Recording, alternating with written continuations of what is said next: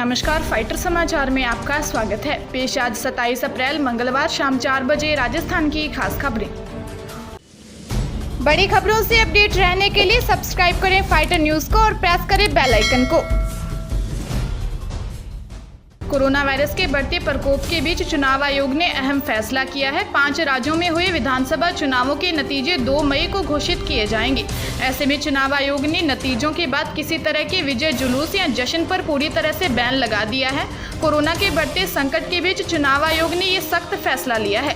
नतीजों के बाद जीतने वाला प्रत्याशी सिर्फ 2 लोगों के साथ ही अपनी जीत का सर्टिफिकेट लेने जा सकता है। आपको बता दें कि पश्चिम बंगाल, तमिलनाडु, असम, केरल और पुडुचेरी के चुनाव नतीजे 2 मई को घोषित किए जाने हैं। 4 राज्यों में चुनाव खत्म हो गया है, जबकि बंगाल में 1 चरण की वोटिंग बाकी है।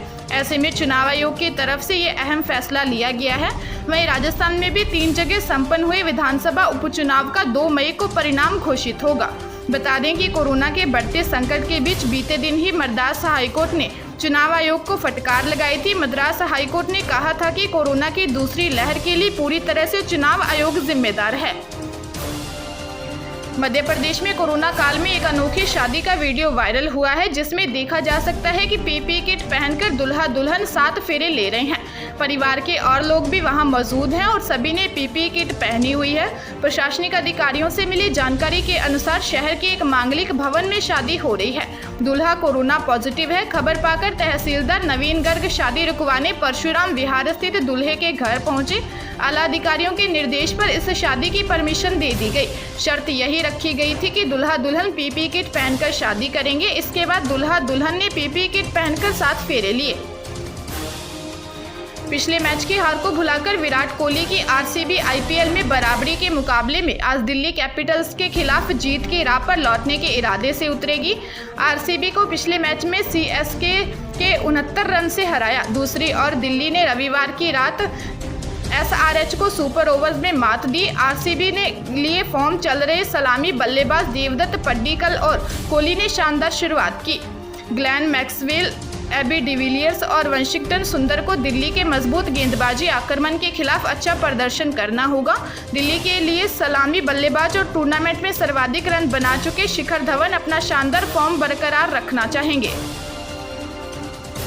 पंजाब के जलंधर जिले के करतारपुर शहर में एक बिन मां बाप की बेटी दहेज लोभियों की भेंट चढ़ गई। हैरानी की बात यह है कि 1 दिन पहले ही इस बेटी की शादी हुई थी। जानकारी के अनुसार स्थानीय विश्वकर्मा मार्केट में गत रात्रि ही विवाह करके आई 22 वर्षीय सिमरन की संदिग्ध परिस्थितियों में मौत हो गई। परिजनों ने बताया कि लड़की को रात भर कथित तौर पर दहेज के लिए ससुराल वाले प्रताड़ित करते रहे। सिमरन की दादी ने बताया कि शादी को हुए मात्र 10 घंटे ही बीते थे कि लड़के के पिता का फोन आया और उन्होंने कहा कि आपने अपनी लड़की की शादी में कार दी थी, हमें भी कार देनी चाहिए, वह अपने आप लड़की को वापस ले जाओ। काफी बहस के बाद भी वर पक्ष लड़की को रखने को तैयार ही नहीं था। पुलिस ने लड़के सुप्रीत, उसकी बहन ज्योति, पिता जरनैल सिंह, माता जसविंदर कौर तोशी को गिरफ्तार कर लिया है।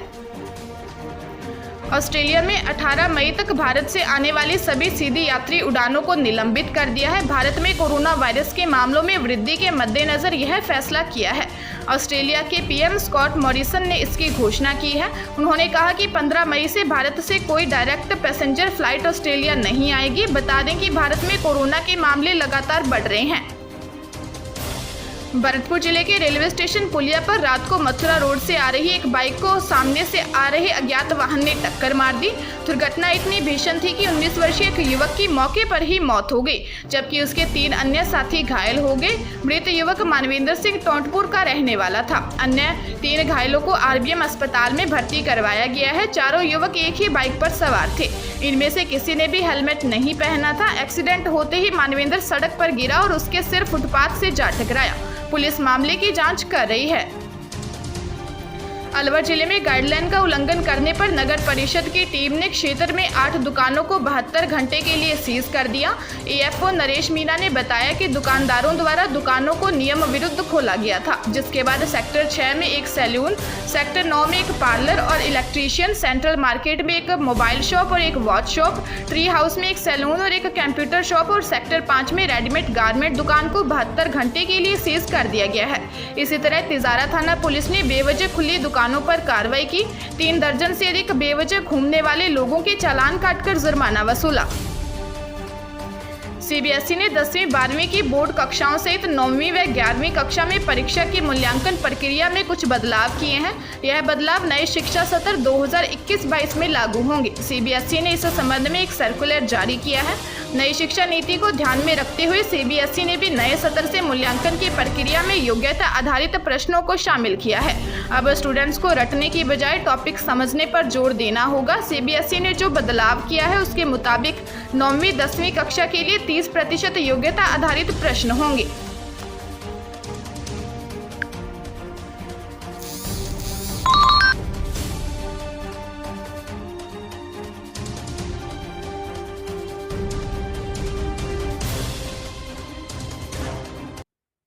नमस्कार।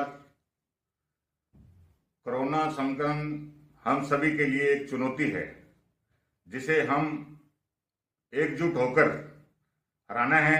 इसलिए मैं प्रेम नायक श्री गंगानगर से आपका छोटा भाई आप सभी से अपील करता हूं कि कोरोना से बचाव के लिए मास्क पहने, सभी से सामाजिक दूरी बनाएं और बार बार अपने हाथों को धोएं ताकि हम कोरोना को हरा सकें। धन्यवाद। ताजा तरीन खबरों के लिए फाइटर न्यूज को सब्सक्राइब करें और बेल आइकन को प्रेस करें ताकि नई न्यूज अपडेट होते ही आपके फोन की घंटी बज जाए। Once again